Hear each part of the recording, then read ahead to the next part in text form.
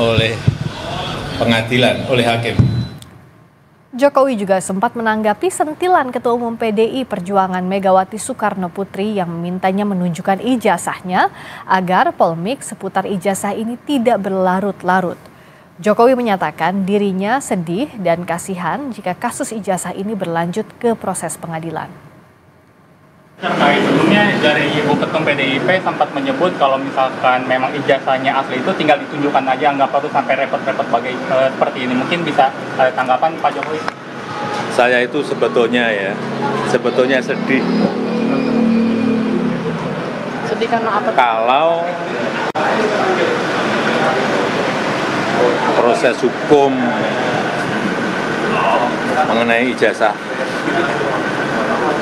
ini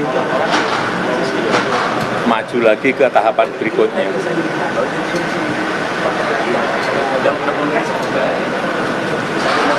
Saya kasihan, tapi ya ini kan sudah keterlaluan, jadi ya kita tunggu proses hukum selanjutnya. Ya, Apa saja hasil pemeriksaan Jokowi di Barreskrim Polri hari ini? Kita perbarui informasi terkininya bersama kuasa hukum Presiden ke-7 Joko Widodo, Rifai Kusumanegara.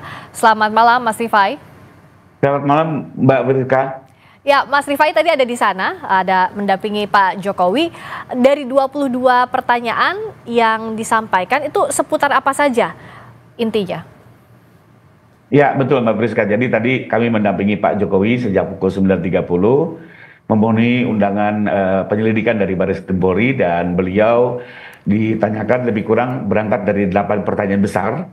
Lalu dari 8 pertanyaan besar ini memang terus berkembang karena pertanyaan-pertanyaan terus didalami, sehingga total di akhir kami hitung 22 pertanyaan. Yang ditanyakan lebih kurang ya seputar riwayat hidupnya, riwayat pendidikannya, termasuk perjalanan beliau berkuliah di UGM ya, sejak diterima, proses perkuliahan, KKN, pembuatan skripsi, sampai dengan proses wisuda hingga pengambilan ijazah itu sendiri lebih kurang. Tadi kita sama-sama melihat Pak Jokowi membawa map hitam, itu isinya apa, Mas?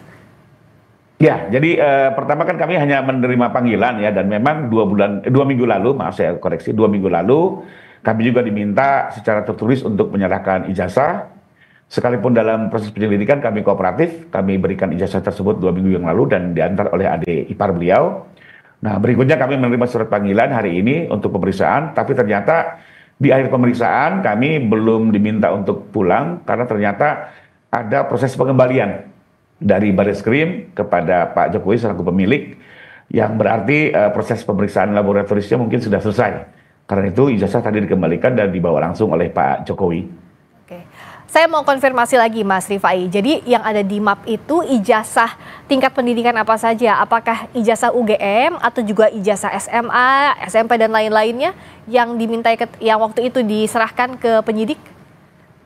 Ya, jadi yang dikembalikan tadi adalah ijazah-ijazah yang sudah diterima sebelumnya ya. Dan memang sebelumnya itu ijazah-ijazah tersebut kita serahkan sesuai permintaan Barreskrim. Apa saja itu, Mas? Ijazah tingkat apa saja? Tidak hanya S1, yang ada termasuk yang SMA juga. Oke, jadi ijazah S1 dan SMA ya? Betul, karena yang jadi polemik kan itu ya, yang jadi polemik. Nah, ini berbeda dengan waktu di Polda ya. Jadi kalau yang kemarin itu memang ada permintaan resmi dan ditahan. Tapi kalau di Polda ini perlu diluruskan juga, kemarin kami itu diminta cukup menunjukkan. Jadi waktu Polda itu tidak ada penerimaan atau penyitaan. Hanya untuk menunjukkan di SPKT. Karena untuk Polda Metro itu memang ada prosedur, setiap pelaporan maka bukti awalnya perlu ditunjukkan. Misalnya kalau kita juga mau melaporkan ada sengketa pertanahan, maka sertifikat di saat awal ditunjukkan. Nah, kemarin juga terkait dengan pelaporan pencemaran nama baik, diminta ijazah asli ditunjukkan, setelah itu langsung kami bawa kembali. Itu yang di Polda. Nah, tapi kalau yang di Barreskrim memang sempat 2 minggu lah tertahan bukan tertahan ya, ditahan, diminta oleh mereka. Oke, jadi pada saat ditunjukkan di Polda, karena di Barreskrim dulu ya, Mas Rifai, betul ya? Enggak, awalnya kami di Polda dulu. Oh, Polda dulu ya? Jadi, awalnya di Polda dulu kami membuat laporan. Nah, ternyata untuk menyampaikan laporan di Polda itu ada satu prosedur khusus ya. Di mana di ruang SPKT sendiri, ini bukan ruang penyidikan, jadi ruang penerimaan laporan. Itu bukti awal harus ditunjukkan dulu. Dan harus asli. Tadinya kami pikir juga hanya fotokopi legalisir, tapi ternyata asli. Akhirnya kita bawa aslinya, kita tunjukkan, baru kita boleh membuat LP. Itu yang di Polda, makanya waktu di Polda tuh kita bawa kembali, gitu ya. Nah, beda dengan yang di Bareskrim. Kalau Bareskrim ditahan ijazahnya karena untuk diperiksa uji lapor itu ya, Mas Rifai ya? Betul. Nah, betul, yang selama 2 minggu nih. Ya, karena ini banyak juga di media sosial, Mas Rifai. Saya mau konfirmasi langsung ke Mas Rifai. Jadi ijazah yang dibawa oleh Pak Jokowi, baik ijazah SMA ataupun ijazah S1 itu bisa dipastikan asli yang diserahkan ke penyidik? Betul, asli. Dan kami saksikan ya. Apalagi kalau kami sih sebenarnya kami sudah lihat itu sejak 2 tahun yang lalu waktu menangani perkara di tahap awal ya. Jadi memang ijazah asli itu ada dan diserahkan. Waktu di Polda pun juga dilihat secara fisik, bahkan waktu kita tunjukkan difoto juga oleh para penyidik Polda ya. Nah, tadi juga di Bareskrim penyerahan kembali juga difoto kembali oleh pihak Bareskrim. Kalau Pak Jokowi bilang sebenarnya kasihan dengan para pihak yang terkait dengan kasus ini, tapi ini sudah keterlaluan.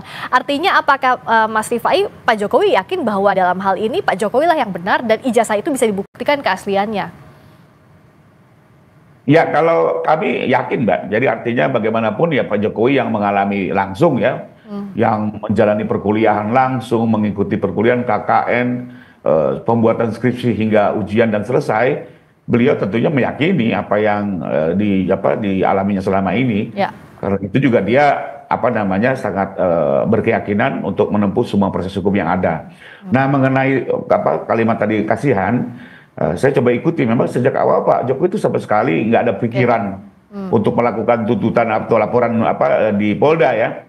Dan waktu itu pun juga kami kan diminta untuk 2 kali melakukan konferensi pers, mengingatkan semua pihak gitu ya, untuk menghentikan penyebaran hoaks gitu. Tapi terus berlangsung sehingga tadi mungkin kalimat beliau kan sudah tidak ada jalan lain lagi. Saya harus mengupayakan keadilan bagi martabat dan kehormatannya dengan melakukan upaya hukum di Polda Metro. Dan demikian. Proses hukum ini masih terus berlangsung. Kita lihat proses yang sedang saat ini dilakukan oleh penyidik. Terima kasih Mas Rifai Kusumanegara, kuasa hukum Joko Widodo. Ya, sama-sama Mbak Friska. Sampai Indonesia Malam masih akan kembali dengan sorotan lainnya usai kumandang azan maghrib.